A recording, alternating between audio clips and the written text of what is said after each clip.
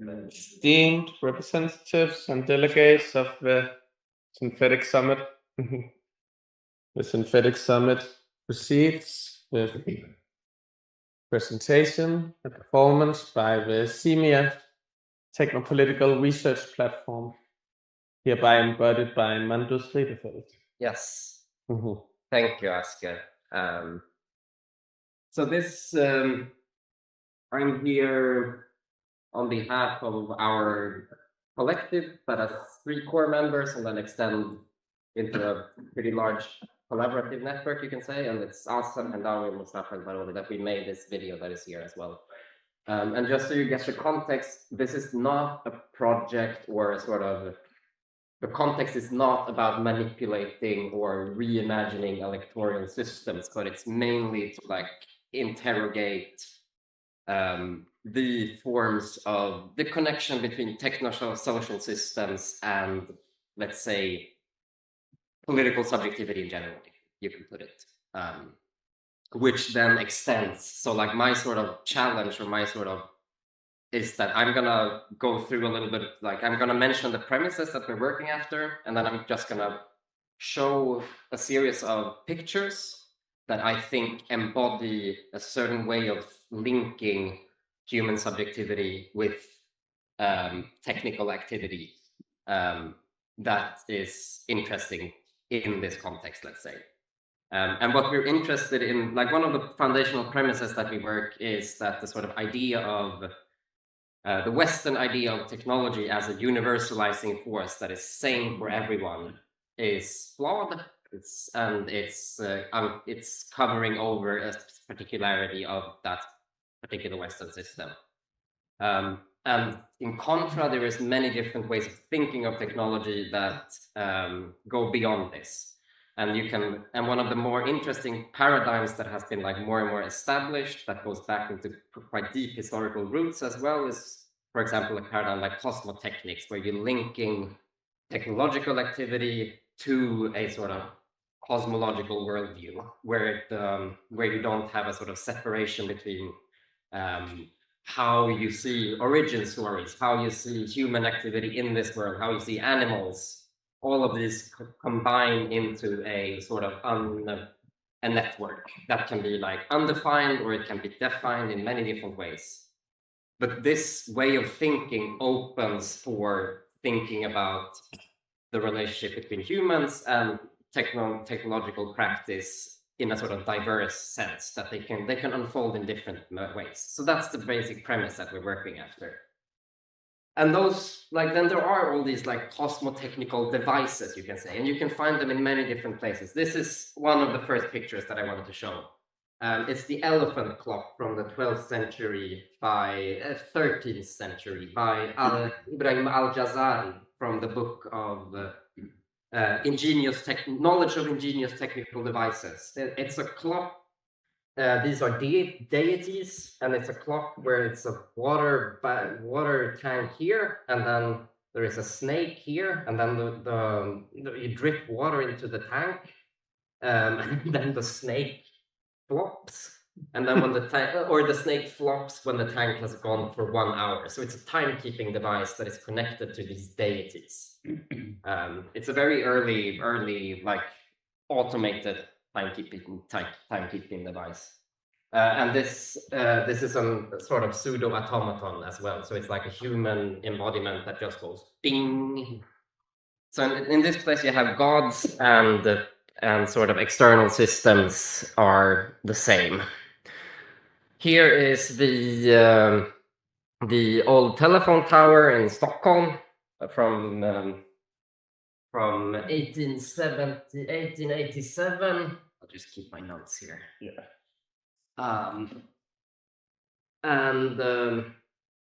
What you can see here, like one of the things that is like interesting to point out, is how this system of connectivity, how a transmission system is a part of the cityscape, essentially. They become a part of the geography. So the act of transmission in this way is a part of the landscape, and you can put the equivalent image of like any TV tower, any sort of data center or whatever. Like data centers might be different because they're like enclosed. So that's a different visual paradigm. But here you have, yeah, so they connect as well. And here is another image.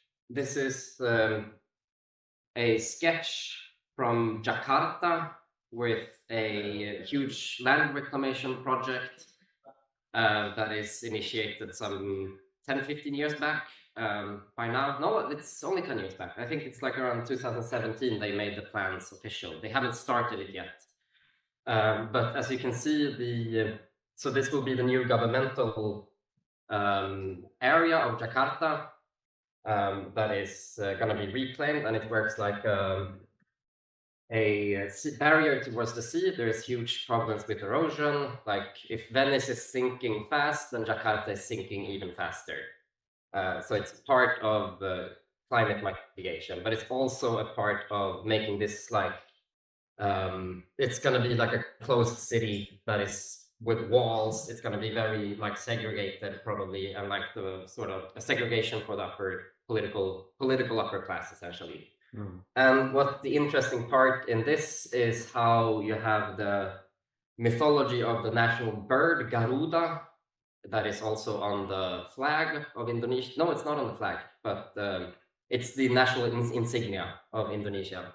So they're basically going to make a governmental structure, a sort of technical object, you could call it, it's going to converge with the national mythology on an aesthetic level.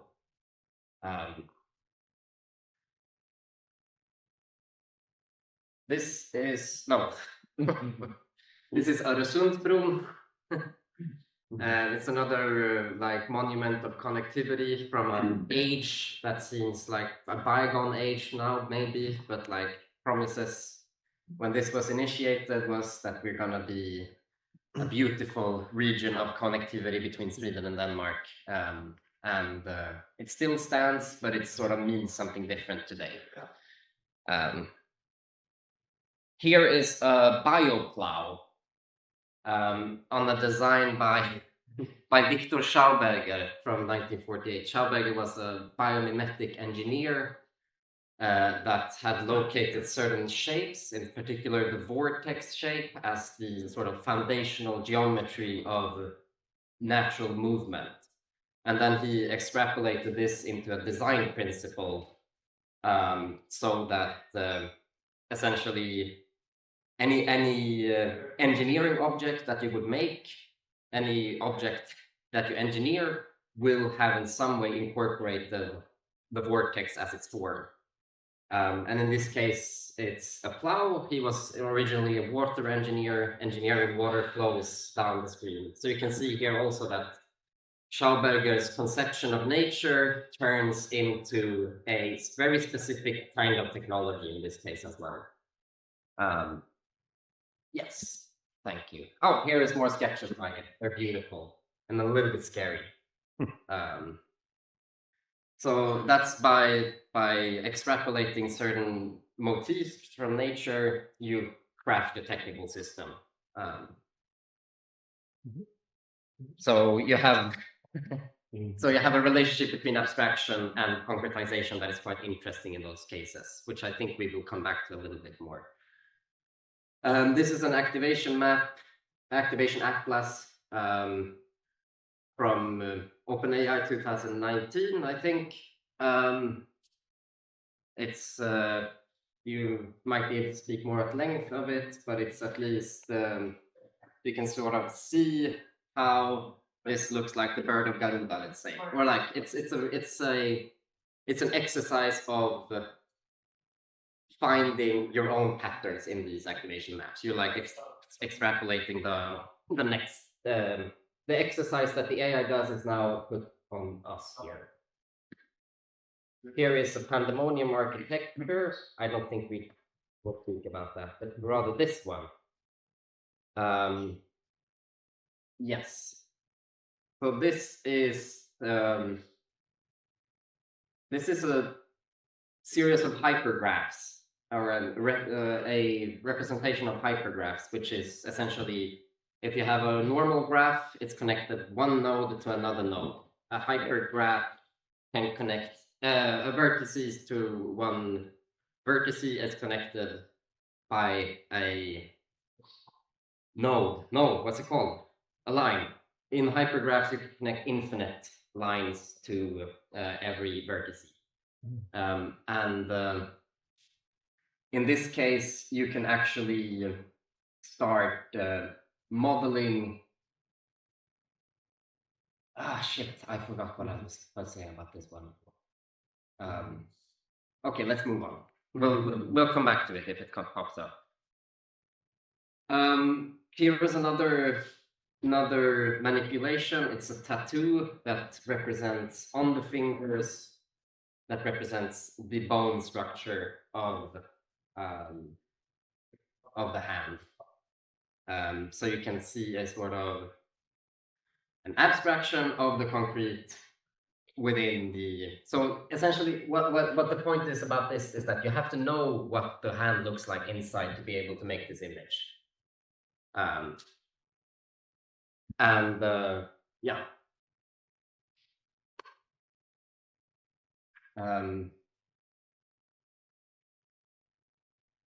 And this is an artwork by Jean-Luc Moulin. It's a pyramid with bones. However, the pyramid is empty inside. Okay, I think we should move on to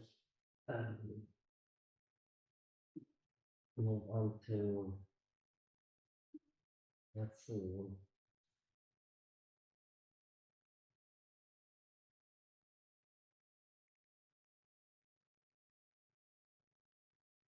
Okay, let's just go to this one, the last picture.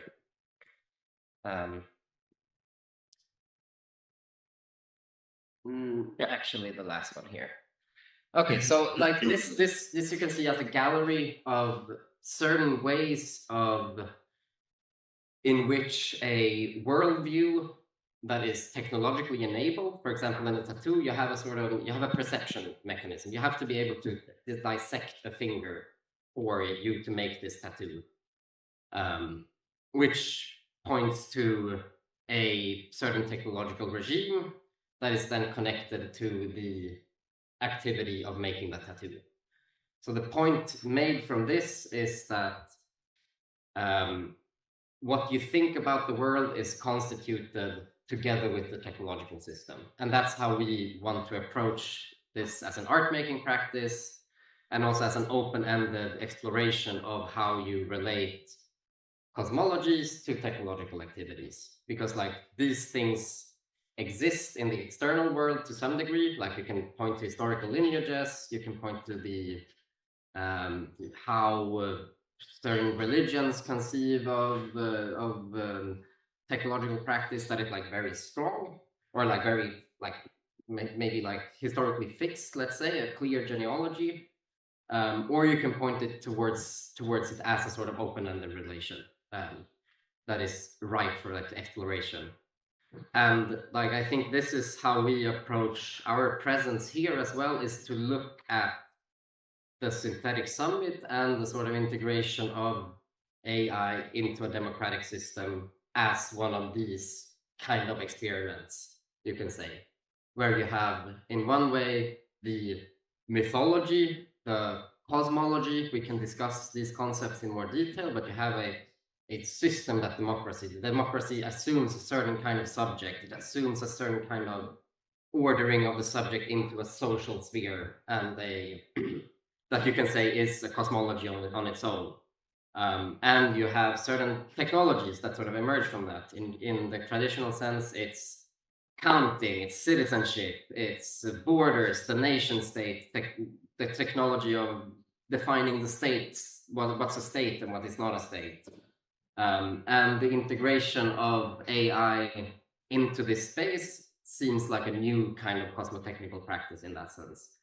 Or like at least we think it's fruitful to approach it like this. Because then you can actually see what is also happening to the sort of subjectivities at play, and etc. I think that's where I'm going to end it and hand over to Emma. Or shall we have something in between? A few questions to you, maybe. Of course. From that on, and then the final show. Yes. Do you think that we've moved any further, like some of these ancient images you showed us were almost more sophisticated than the computer images? I think we're way more sophisticated in many ways. Like technologically, I think that's undisputable. Like in just terms of like granularity and like what you can do in a way. I would have a hard time like saying that it's like the same. Except for the What? except for the climate. Yeah, that's horrible for sure. It really depends on which. Yeah.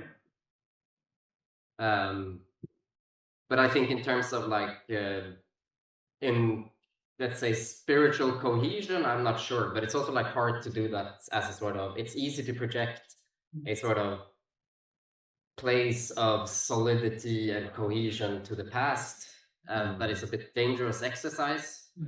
But still, you can see like at least these kind of practices that are like interlinking these things is not a new thing, and maybe we've become really bad at it recently, or at least they don't have a proper sort of implementation mechanism, let's say, even though we're doing it all the time. Like if you would, for example, approach AI and democracy through a cosmotechnical lens, you can absolutely do that. It's completely possible. But you're gonna find out that it's like creating this weird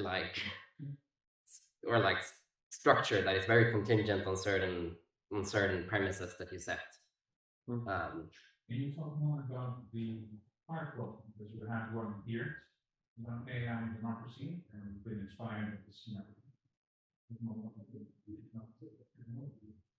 What does that translate to? I think this work in particular is like semi-connected, but it's like thematically it's a little bit it's like exploring a few different paths from it's like trying to evacuate, doesn't place a human in the center of its interrogation of how it's like exploring this space, but rather like placing an undefined blob, which in some ways can be seen as a self-portrait as well at this point in time. I would say it's a quite interesting reading of it. Several levels. But then I think like when you're speaking about cosmotechnical practice or something, whether it's art or not is like not that important in a way. I would say that it's maybe the art can facilitate certain things, but also like I think that thing is just happening whenever it happens, you know. Like there's no you don't need the idea of art to do cosmotechnics in any way. So I'm just going to bring a document to the table, which I think I will put in the book, but I have been talking to some of you about it, which is the Pope has actually written a letter with the position of the Catholic Church on AI, which I'm pretty sure it's a cosmological point of view from the church. Great, it should be in there. And what it says there, and I kind of agree with the Pope, and that's not something that happens often, is that God created human created AI, and then it goes and say, since humans created AI, humans are responsible for this which they create, and that we cannot at any moment put AI in the same level as humans, because AI was not created by God. So just go this, because I think it's a letter that everybody should read. It's interesting. Put it in there. I don't know if I'm gonna bias the Pope's version, but if someone put it, and that's one of the things about how LLMs work. If I put it, I cannot put a weight and you can say, take this with a grain of salt. you read it just as yeah. the Mm. video from Lights or whatever. It could be good, but I'm not really the one to put it there. Yeah. We read it just as the Pope intended. Scripture. How do you think Simiyya would characterize algorithmic democracy? Where does it belong? What is its vision? Will it the projects here are often interesting cosmotechnically, I think, because they are democratic experiments that have difficulties confining themselves to the nation state. Yes. So they are launched and use the legitimacy of a nation state, but they transcend that immediately, and they only achieve their relevance in the global space, I would actually say. That's also why we come here today. So that's something between democracy and the algorithmic that makes a cosmotechnical glitch. perhaps. Yeah. I think the main like, let's say, problem, but also like, I guess, like potential of extension, they're the same thing. The main like challenge that exists is like to have algorithmic democracy without being dependent on democracy, essentially, because you're gonna confine yourself to certain, like, algorithmic, that part has nothing to do with certain political particularities, let's say. You can always implement these things and they will play out in different ways. But you will confine yourself when you're talking about democracy. As you, I think you showed, Nick, like how many people in the world are living in like democratic conditions, and it was like, there's not that many. And it doesn't mean that it has to have like a full scope or anything, but at least you're kind of dealing with a force that doesn't know what democracy is per se. Like, it doesn't know what it should take as its people material. Like, what's the material of democratic, or of, like, in democracy, the material of the democracy is the people. And then you can define that through whatever, citizenship, participation, data clusters, but